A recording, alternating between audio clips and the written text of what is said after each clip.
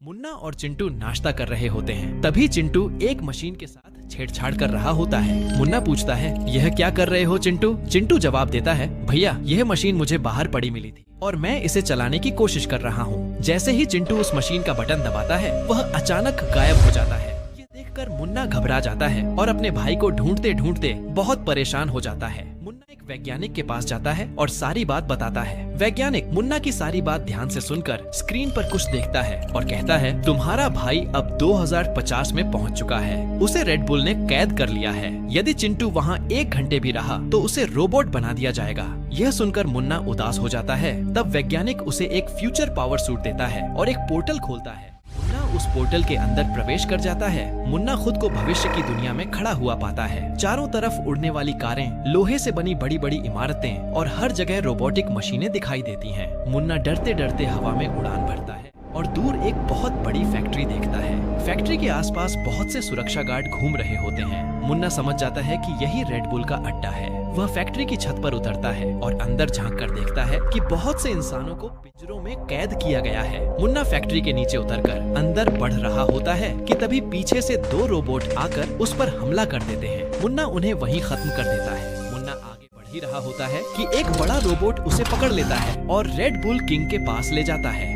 Red bull king Munna को देखते ही पहचान जाता है कि वह चिंटू का भाई है। वह चिल्लाकर कहता है, इन्हें सभी इंसानों के साथ रोबोट में बदल दो।